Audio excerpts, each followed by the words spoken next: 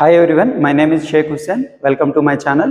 In this video, we are going to discuss the four most important reforms that Board of Intermediate of Andhra Pradesh is going to implement for the coming academic year.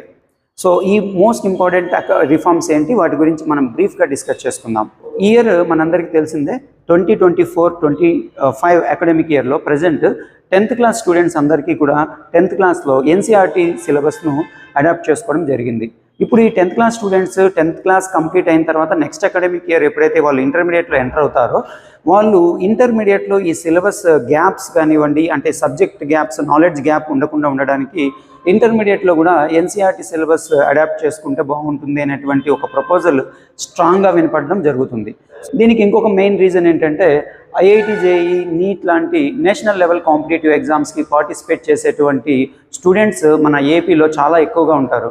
So ఈ ఎగ్జామ్స్కి prepare అయ్యేటువంటి students స్టేట్లో ఒక విధమైనటువంటి syllabus ఉండడము, అదే NCERT text బుక్లో ఉండేటువంటి సిలబస్లో కొద్దిగా గ్యాప్స్ ఉండడము. ఇక్కడ అంటే గ్యాప్ ఇన్ ద సెన్స్ కొన్ని సబ్జెక్ట్స్లో ఎన్సీఆర్టీ సిలబస్లో టాపిక్స్ తక్కువగానో ఎక్కువగానో ఉండడము, అదే మన స్టేట్ సిలబస్ తీసుకున్నప్పుడు కొన్ని టాపిక్స్ ఎక్కువ లేదా తక్కువగా ఉండడము స్టూడెంట్స్కి కొద్దిగా కన్ఫ్యూజన్కి గురి చేసేటువంటి అంశాలు అనమాట.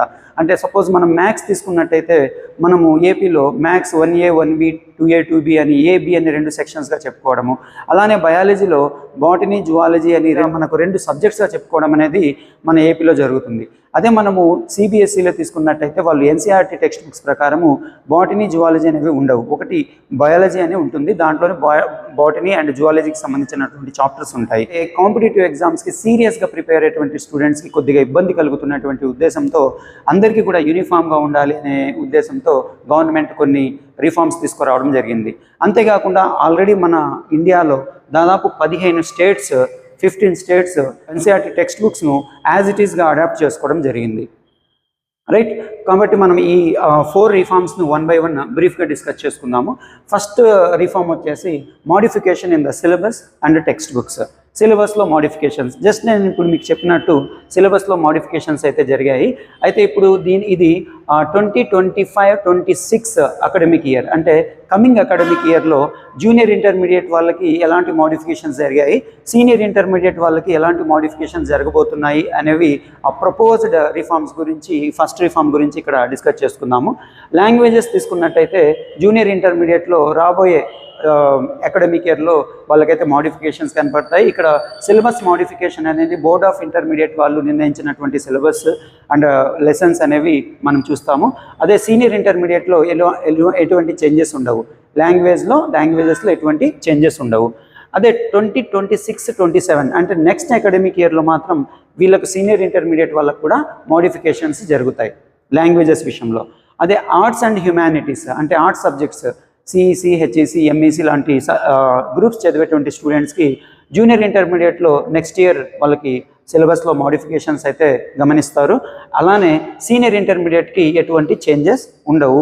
కానీ ఆ తర్వాత వచ్చేటువంటి 2026-27 అకాడమిక్ ఇయర్లో వీళ్ళ సిలబస్లో కూడా చేంజెస్ ఉంటాయి. నెక్స్ట్ సైన్స్ విషయానికి వచ్చినట్టయితే మ్యాక్సిమము ఎన్సీఆర్టీ సిలబస్ను కంప్లీట్గా అడాప్ట్ చేసుకున్నారు for MPC and BiPC students. అంటే ఎన్సీఆర్టీ టెక్స్ట్ బుక్స్ని యాజ్ ఇట్ ఈస్గా నెక్స్ట్ అకాడమిక్ ఇయర్లో జూనియర్ ఇంటర్మీడియట్కి కంప్లీట్గా తీసుకోవడం జరిగింది. అదే సీనియర్ ఇంటర్మీడియట్లో మోడిఫైడ్ ఎన్సీఆర్టీ సిలబస్ను తీసుకోవడం జరిగింది. అంటే సమ్ స్మాల్ చేంజెస్తో ఇక్కడ కూడా ఎన్సీఆర్టీ సిలబస్ అనేది ఇంట్రడ్యూస్ చేయడం అనేది జరుగుతుంది. అంటే కొన్ని చాప్టర్స్ డిలీట్ చేయడము, కొన్ని చాప్టర్స్ యాడ్ చేయడం లాంటి చిన్న చిన్న మోడిఫికేషన్స్ అయితే జరుగుతాయి. నేను కెమిస్ట్రీ ఫ్యాకల్టీ కాబట్టి కెమిస్ట్రీ గురించి చెప్పుకున్నట్టయితే ఫర్ ఎగ్జాంపుల్ సీనియర్ ఇంటర్మీడియట్లో ఫస్ట్ చాప్టర్ సాలిడ్ స్టేట్ అనే చాప్టర్ నెక్స్ట్ ఇయర్ ఉండకపోవచ్చు, అండ్ సొల్యూషన్స్ అనే చాప్టర్ నుంచి టాపిక్స్ స్టార్ట్ అవుతాయి. అలానే పీ బ్లాక్ ఎలిమెంట్స్లో కూడా P block elements 15, 16, 17, 18 group elements కూడా రిమూవ్ చేసేటువంటి అవకాశాలు ఉన్నాయి. ఇవన్నీ కూడా ప్రపోజల్స్ మాత్రమే, ఫైనల్ కాదు. రిమూవ్ చేస్తారు అనేది నేనైతే ఇప్పుడు ఖచ్చితంగా చెప్పలేము, because all these reforms are going to be happened, still they are under opinion state. Next second reform చూసినట్టయితే న్యూ సబ్జెక్ట్ కాంబినేషన్. ఇది చాలా అంటే మోస్ట్ ఇంపార్టెంట్ రిఫార్మ్ అని చెప్పుకోవచ్చు. అండ్ ఇప్పటి వరకు మన ఏపీలో లేనటువంటి రిఫార్మ్ ఇది. దీని గురించి మనం బ్రీఫ్గా డిస్కస్ చేసుకుందాము. This is going to happen in 2025-26 ఇక్కడ మనం చెప్పుకోవేటువంటి ఈ టాపిక్ అంతా కూడా మోస్ట్లీ జూనియర్ ఇంటర్మీడియట్కి సంబంధించినటువంటి రీఫార్మ్ అని చెప్పుకోవచ్చు. అంటే ఫస్ట్ ఇయర్ స్టూడెంట్స్కి మాత్రమే కమింగ్ అకాడమిక్ ఇయర్ నుంచి ఇది ఇంప్లిమెంట్ కావచ్చు. ఇది కానీ ఓకే అయితే ఇక్కడ మనకు యాక్చువల్గా ప్రజెంట్ మనము తీసుకున్నట్టయితే మనకు లాంగ్వేజెస్ మనం ఎంపీసీ బైపీసీ స్టూడెంట్స్ గురించి మాట్లాడుకుంటే మనకు టోటల్ 6 సబ్జెక్ట్స్ ఉంటాయి. ఒకటి తెలుగు, ఇంగ్లీష్, తర్వాత 4 గ్రూప్ సబ్జెక్ట్స్. ఎంపీసీ స్టూడెంట్స్కి అయితే మ్యాథ్స్ ఏ, మ్యాథ్స్ బి, ఫిజిక్స్, కెమిస్ట్రీ. అలానే బైపీసీ స్టూడెంట్స్కి అయితే బాటనీ, జువాలజీ, ఫిజిక్స్, కెమిస్ట్రీ. అంటే 2 languages, 4 group subjects, total 6 subjects ఉంటాయి. మనం ఆర్ట్స్ అండ్ హ్యుమానిటీస్కి తీసుకున్నట్టయితే వాళ్ళకి 5 సబ్జెక్ట్స్ ఉంటాయి. 2 లాంగ్వేజెస్, ఇంగ్లీష్ అండ్ తెలుగు, లేదా కొంతమంది సాంస్క్రిట్ తీసుకుంటారు. 3 గ్రూప్ సబ్జెక్ట్స్. సపోజ్ సిఈసి తీసుకున్నట్టయితే కామర్స్, ఎకనామిక్స్ అండ్ సివిక్స్. అలా వాళ్ళకి 3 గ్రూప్ సబ్జెక్ట్స్ ఉంటాయి. అయితే రాబోయే అకాడమిక్ ఇయర్లో సైన్స్ స్ట్రీమ్కి కూడా 5 కంపల్సరీ సబ్జెక్ట్స్ ఉండబోతున్నాయి. అండ్ దాంతోపాటు ఒక అడిషనల్ సబ్జెక్ట్, ఆప్షనల్ సబ్జెక్ట్ కూడా ఇంట్రడ్యూస్ చేయబోతున్నారు. ఒకసారి వాటి గురించి బ్రీఫ్గా డిస్కస్ చేసుకుందాం. ఇక్కడ ఫస్ట్ సబ్జెక్ట్ అనేది ఇంగ్లీష్ని కంపల్సరీ చేసేసారు. ఇంగ్లీష్ అనేది ప్రతి ఒక్కరూ ఫస్ట్ లాంగ్వేజ్గా లేదంటే ఫస్ట్ సబ్జెక్ట్గా తీసుకోవాలి. నెక్స్ట్ సెకండ్ సబ్జెక్ట్ని ఎలెక్టివ్గా ఇవ్వడం జరిగింది. ఎలెక్టివ్ అంటే ఇక్కడ మొత్తం 23 సబ్జెక్ట్స్ మనకు 23 సబ్జెక్ట్స్ని ఇక్కడ అవైలబుల్ చేశారు. అంటే స్టూడెంట్ యొక్క ఇంట్రెస్ట్ని బట్టి ఆ స్టూడెంట్ ఏ సబ్జెక్ట్ని అయినా సరే ఈ 23 సబ్జెక్ట్స్లో అతను చూస్ చేసుకోవచ్చు. దీంట్లో చాలా ఉన్నాయి. అంటే ఇది లిస్ట్ ఆఫ్ 23 సబ్జెక్ట్స్ మీకు కావాలంటే మీరు వెబ్సైట్ నుంచి పీడిఎఫ్ డౌన్లోడ్ చేసుకొని వాటి గురించి అబ్జర్వ్ చేయొచ్చు. నేను పాసిబుల్ అయితే నెక్స్ట్ వీడియోలో ఏ స్టూడెంట్కి, ఎలాంటి స్టూడెంట్స్కి ఏ సబ్జెక్ట్స్ తీసుకోవడం వల్ల మనకి ఎలాంటి బెనిఫిట్స్ ఉంటాయి, వాటి వల్ల మనకు ఫ్యూచర్లో ఎలాంటి ఆపర్చునిటీస్ ఉంటాయనే వాటి గురించి కూడా వీలైతే ఒక వీడియో తీయడానికి ట్రై చేస్తాను. Next third subject, 4th, 5th subjects. ఈ 3rd, 4th, 5th సబ్జెక్ట్స్ అనేవి ఇవి గ్రూప్ సబ్జెక్ట్స్ అని చెప్పుకోవచ్చు. ఈ గ్రూప్ సబ్జెక్ట్స్లో సైన్స్ స్ట్రీమ్ వాళ్ళకి 3rd సబ్జెక్ట్ మ్యాథ్స్ ఉంటుంది, 4th subject physics, 5th subject chemistry ఉంటుంది. అలానే బైపీసీ స్టూడెంట్స్కి అయితే 3rd subject biology.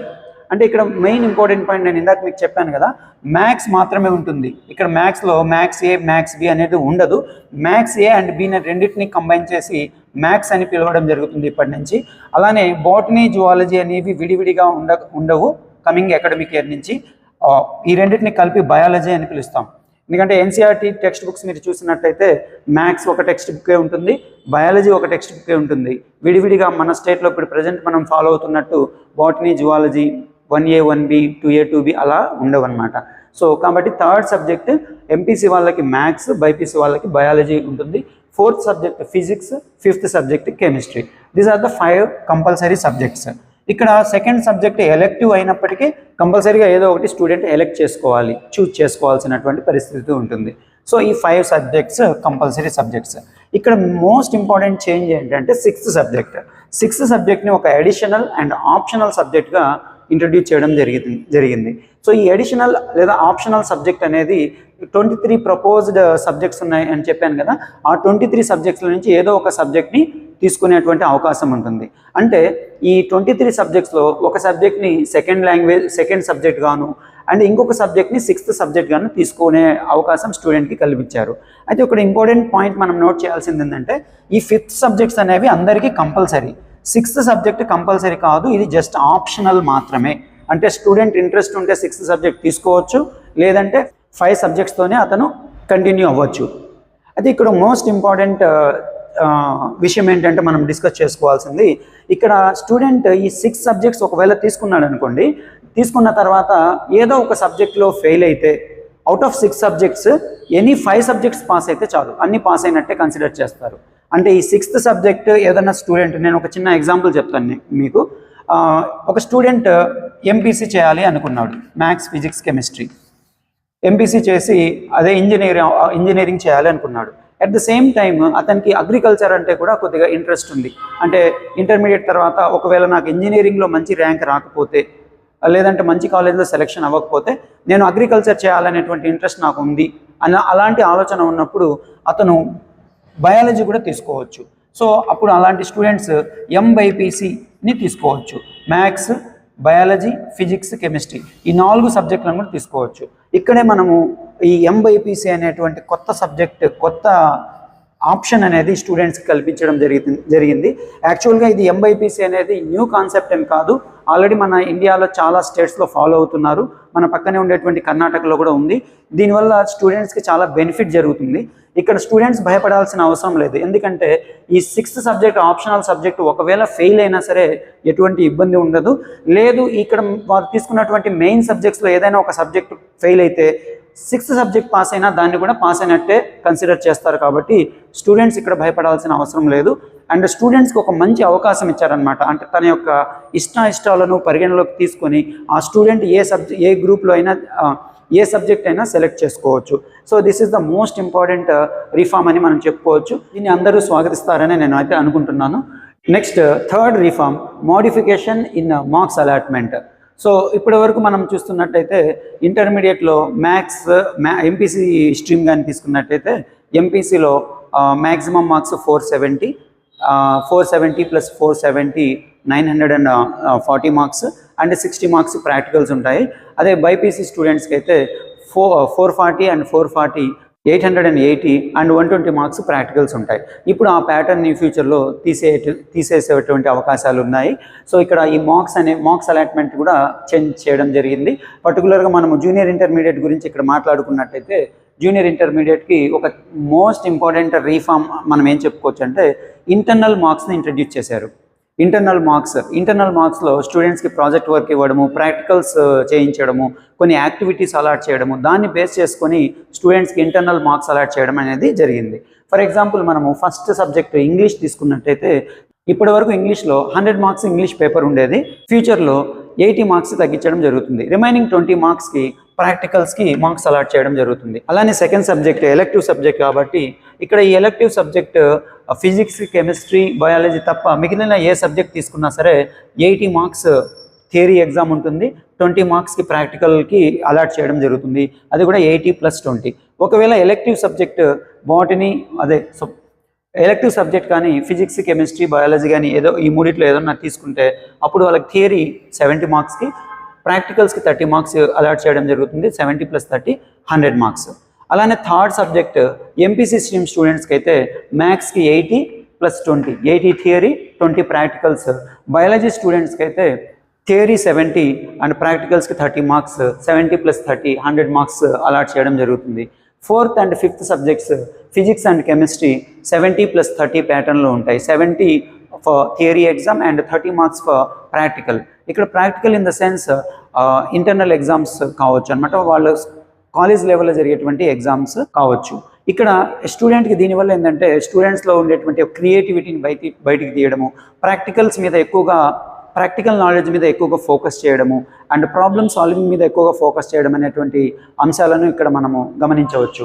Next arts and humanities సబ్జెక్ట్స్కి తీసుకున్నట్టయితే వీళ్ళకి థర్డ్, ఫోర్త్, ఫిఫ్త్ సబ్జెక్ట్స్కి అన్నిటికీ కూడా కామన్గా 80 + 20. అండ్ ఓవరాల్గా సైన్స్ స్ట్రీమ్ స్టూడెంట్స్కి అయితే ఒక ఇయర్ తీసుకున్నట్టయితే మనం ఫస్ట్ ఇయర్ తీసుకున్నట్టయితే ఎంపీసీ స్టూడెంట్స్కి టోటల్ థియరీకి 380 మార్క్స్ అలాట్ చేయడం జరిగింది. అలానే ప్రాక్టికల్స్కి 120 మార్క్స్, 380 + 120 500 మార్క్స్ మ్యాక్సిమం మార్క్స్. అలానే బైపీసీ స్టూడెంట్స్కి 370 + 130 దట్ ఈస్ 500 మార్క్స్ వాళ్ళకి అలాట్ చేయడం జరుగుతుంది. ఆర్ట్స్ అండ్ హ్యుమానిటీస్ సబ్జెక్ట్స్కి అంటే సిఈసి, హెచ్ఈసి, ఎంఈసి స్టూడెంట్స్కి 400 for theory exams and 100 marks for internal exams allot చేయడం జరుగుతుంది. అంటే ఓవరాల్గా నేను చెప్పేది అంటే టోటల్ అంటే సబ్జెక్ట్ వైజ్ కాకుండా టోటల్గా 400 థియరీకి అండ్ 100 మార్క్స్ ఇంటర్నల్ ఎగ్జామ్స్కి ఇంటర్నల్ మార్క్స్ కింద అలాట్ చేయడం జరిగింది. అండ్ ఇక్కడ ఇంకొక మోస్ట్ ఇంపార్టెంట్ మోడిఫికేషన్ ఏంటంటే ప్రజెంట్ మనం చూసినట్టయితే 8 మార్క్స్ క్వశ్చన్స్ ఫిజిక్స్, కెమిస్ట్రీ, బయాలజీలో 8 మార్క్స్ క్వశ్చన్స్ చూస్తున్నాము. ఫ్యూచర్లో ఈ 8 మార్క్స్ క్వశ్చన్స్ ప్లేస్లో 5 మార్క్స్ క్వశ్చన్స్ లేదా 6 మార్క్స్ క్వశ్చన్స్ ఇవ్వడం జరుగుతుంది. అంతేకాకుండా 1 మార్క్స్ క్వశ్చన్స్ కూడా ఇంట్రడ్యూస్ చేయడం జరుగుతుంది. ఈ 1 మార్క్ క్వశ్చన్స్ అనేవి చాలా క్రిటికల్, ఎందుకంటే ఈ 1 మార్క్ క్వశ్చన్స్ డైరెక్ట్గా ఉండకపోవచ్చు, అవి మల్టిపుల్ చాయిస్ క్వశ్చన్స్గా ఉండొచ్చు, లేదంటే ఫిల్ ఇన్ ద బ్లాంక్స్ అవ్వచ్చు, 1 వర్డ్ ఆన్సర్ క్వశ్చన్స్ కూడా కావచ్చు. ఈ క్వశ్చన్స్కి ఆన్సర్ చేయాలంటే స్టూడెంట్స్కి ఆ టాపిక్స్ మీద కంప్లీట్ గ్రిప్ ఉండాలి. అంటే స్టూడెంట్కి text book reading habit develop అయితేనే ఈ క్వశ్చన్స్కి ఆన్సర్ చేయగలరు. అదే కాంపిటేటివ్నెస్ని పెంచడానికి ఇది ఇంట్రొడ్యూస్ చేయడం జరిగింది. అయితే ఇది ఆల్రెడీ సిబిఎస్ఈలో ఈ ప్యాటర్న్ని ఫాలో అవుతున్నారు. లాస్ట్ ప్రపోజ్డ్ రీఫార్మ్ వచ్చేసి జూనియర్ ఇంటర్మీడియట్కి పబ్లిక్ ఎగ్జామ్స్, బోర్డ్ ఎగ్జామ్స్ని రిమూవ్ చేయడం గురించి. అంటే ప్రజెంట్ మన స్టూడెంట్స్ 10th క్లాస్లో ఒక పబ్లిక్ ఎగ్జామ్ రాస్తారు, ఎస్ఎస్సి బోర్డు నుంచి పబ్లిక్ ఎగ్జామ్ రాస్తున్నారు. ఇంటర్మీడియట్ ఫస్ట్ ఇయర్లో బోర్డ్ ఆఫ్ ఇంటర్మీడియట్ కండక్ట్ చేసేటువంటి పబ్లిక్ ఎగ్జామ్ రాస్తున్నారు. సెకండ్ ఇయర్లో కూడా పబ్లిక్ ఎగ్జామ్ రాస్తున్నారు. దీనివల్ల వరుసగా 3 years పబ్లిక్ ఎగ్జామ్స్ రాయడం వల్ల స్టూడెంట్స్ ఎక్కువగా ఒత్తిడికి గురవుతున్నారనేటువంటి ఉద్దేశంతో ఫస్ట్ ఇయర్లో బోర్డ్ ఎగ్జామ్స్ని తీసేయాలి, రిమూవ్ చేయాలి అనేటువంటి ఒక ప్రపోజల్ అయితే ప్రజెంట్ ఉంది. అండ్ దీన్ని next year first year intermediate నుంచి ఇంప్లిమెంట్ చేసేటువంటి అవకాశాలు కనబడుతున్నాయి. అయితే ఈ ప్యాటర్న్ ఆల్రెడీ సిబిఎస్ఈలో ఉంది. సిబిఎస్ఈలో కూడా ఫస్ట్ ఇయర్కి ఎగ్జామ్స్ లేవు, సెకండ్ ఇయర్లో డైరెక్ట్గా సీనియర్ ఇంటర్మీడియట్ ఎగ్జామ్స్నే కన్సిడర్ చేస్తారు. అండ్ వీటన్నిటికీ బిహైండ్ ఇంకొక రీజన్ కూడా ఉంది ఈ రీఫార్మ్స్కి. ఏంటంటే ఒక స్టూడెంట్ మన ఏపీలో ఇంటర్మీడియట్ కంప్లీట్ చేసుకొని బయట స్టేట్స్లో వేరే యూనివర్సిటీస్లో వీటిలో హయ్యర్ స్టడీస్కి అప్లై చేసుకునేటప్పుడు చాలా స్టేట్స్లో ఈ 5 subjects అనే ప్యాటర్న్ ఉంది, కానీ స్టేట్లో మాత్రమే ఈ 6 subjects అనే ప్యాటర్న్ ఉంది. కాబట్టి ఈ ప్యాటర్న్ కొద్దిగా కొన్ని యూనివర్సిటీస్ వీటిని కన్సిడర్ చేయట్లేదు ఒకటి. అండ్ స్టూడెంట్స్ మీద అనవసరమైనటువంటి ప్రెషర్ ఒకటి ఉంది అనేటువంటి ఉద్దేశము. అండ్ స్టూడెంట్స్ కూడా వాళ్ళ యొక్క ఇంట్రెస్ట్కి అనుగుణంగా వాళ్ళని ఒక సబ్జెక్ట్ని ఎలెక్ట్ చేసుకునేటువంటి అవకాశం ఇచ్చారు. ఇక్కడ 2nd main subject and 6th optional subjects students యొక్క చాయిస్కి వదిలేశారు. అండ్ ఇవన్నీ కూడా most important and reforms government అయితే ప్రపోజల్ వచ్చింది. దీంట్లో ఏమైనా చిన్న చిన్న మోడిఫికేషన్స్ ఖచ్చితంగా ఫ్యూచర్లో జరగవచ్చు. సజెషన్ ఏంటంటే ఈ విషయాన్ని అందరికీ, పేరెంట్స్కి, స్టూడెంట్స్కి, పబ్లిక్కి ఈ విషయాన్ని తెలిపి, అంటే ఒకసారి గవర్నమెంట్ నిర్ణయం తీసుకున్న తర్వాత మళ్ళీ దాన్ని ఫ్యూచర్లో మనం మార్చడానికి చాలా టైం పట్టొచ్చు. కాబట్టి ఇప్పుడు ఎలాగూ గవర్నమెంట్ పబ్లిక్ ఒపీనియన్ అడుగుతుంది కాబట్టి అందరూ వెబ్సైట్లోకి వెళ్ళి మీ యొక్క ఒపీనియన్స్ని తెలపవలసిందిగా నేనైతే రిక్వెస్ట్ చేస్తున్నాను. సో దీనికి సంబంధించినటువంటి లింక్ కూడా నేను ఈ వీడియో డిస్క్రిప్షన్లో ఇస్తాను. సో bae.ap.gov.in అనే వెబ్సైట్లోకి వెళ్ళి మీరు లాగిన్ అయ్యి చూసినట్టయితే మీకు ఫస్టే స్క్రోల్ అవుతూ ఉంటుంది. అండ్ ఈ రీఫార్మ్స్కి సంబంధించినటువంటి ఒపీనియన్ పోల్కి సంబంధించి ఒక స్క్రోలింగ్ అయితే వస్తూ ఉంటుంది. మీరు అది క్లిక్ చేస్తే ఆటోమేటిక్గా మీరు అన్ని విషయాలు దాంట్లో చూసి చదువుకొని అండ్ మీ యొక్క ఉద్దేశం ఏంటి అనేది తెలపొచ్చు. మీరు ఓకే అయితే ఓకే, లేదంటే వీటిలో ప్రపోజ్డ్ రిఫార్మ్స్లో ఏమన్నా మీరు మోడిఫికేషన్స్ కోరుకుంటున్నారా అనే విషయాన్ని కూడా తెలపొచ్చు. నా పర్సనల్గా అయితే నేను చెప్పేటువంటి రిఫార్మ్స్ అయితే నేనైతే వీటన్నిటికి కూడా I'm 100% satisfied with this reforms. ఇలాంటి రిఫార్మ్స్ జరగాలి, ఇంకా స్కూల్ లెవెల్లో కూడా జరగాలి, అండ్ ప్రైమరీ స్కూల్స్లో కూడా ఇలాంటి రిఫార్మ్స్ జరగాలి. గవర్నమెంట్ ఇక మంచి ఒక స్టెప్ తీసుకుంది అని మనం చెప్పొచ్చు. అయితే ప్రజెంట్ మనం చూసినట్టయితే స్టూడెంట్స్లో values, ethics and critical thinking, problem solving లాంటి మోస్ట్ ఇంపార్టెంట్ స్కిల్స్ మిస్ అవుతున్నారు.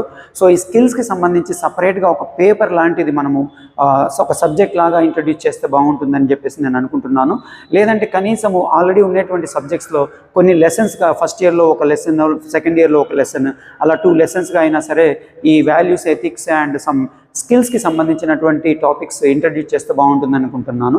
అయితే ఇక్కడ ఒక చిన్న విషయం ఏంటంటే ఆల్రెడీ ఇంటర్మీడియట్ ఫస్ట్ ఇయర్లో moral values, ethics and environmental education అనేటువంటి టాపిక్స్ ఉన్నాయి. కాకపోతే వాటికి మార్క్స్ అలాట్మెంట్ జరగకపోవడం వల్ల దాన్ని ఏ కాలేజ్లో కూడా సీరియస్గా తీసుకోవట్లేదు. స్టూడెంట్స్ డైరెక్ట్గా వెళ్ళి ఆ ఎగ్జామ్స్ రాయడము, అంటే యాక్చువల్గా వాటికి సంబంధించినటువంటి టీచింగ్ చేయకపోవడము ఇలాంటివి జరుగుతుంది. సో కాబట్టి స్టూడెంట్స్కి కంపల్సరీగా మనము ఈ మ్యాథ్స్, ఫిజిక్స్, కెమిస్ట్రీ అండ్ లాంగ్వేజెస్లో కొద్దిగా 4 మార్కులు తగ్గిన ప్రాబ్లం లేదు, కానీ పిల్లలకి మనం ఇవ్వాల్సింది వాల్యూస్, ఎథిక్స్ అండ్ స్కిల్ డెవలప్మెంట్స్కి సంబంధించినటువంటి నాలెడ్జ్ వాళ్ళకి ఇవ్వాలి. అండ్ అంతేకాకుండా ఇప్పుడు ఫ్యూచర్లో టెక్నాలజీ చాలా ఫాస్ట్గా గ్రో అవుతుంది. ఈ టెక్నాలజికల్ అడ్వాన్స్మెంట్స్ గురించి కూడా స్టూడెంట్స్కి మనము ఒక అవేర్నెస్ ఇస్తే ఫ్యూచర్లో వాళ్ళు ఈ టెక్నాలజికల్ అడ్వాన్స్మెంట్స్ గురించి ఏం జరుగుతుంది, బయట టెక్నాలజీలో ఎటువంటి అడ్వాన్స్మెంట్ జరుగుతున్నాయి అనేటువంటి విషయాలు తెలుసుకొని వాళ్ళు ఇంటర్మీడియట్ నుంచి బయటికి వెళ్తే ఆ తర్వాత వాళ్ళు స్మూత్గా వాళ్ళ యొక్క హైయర్ స్టడీస్ని కంటిన్యూ చేస్తారనేటువంటి ఉద్దేశం, ఒపీనియన్ అయితే నాకుంది. సో ఈ విషయాలను కూడా గవర్నమెంట్ ఆలోచించి ఇలాంటి విషయాలను కూడా ఫ్యూచర్లో ఇంట్రడ్యూస్ చేస్తే చాలా బాగుంటుంది. Please share this video with your friends and public and students and among the parents. Thank you.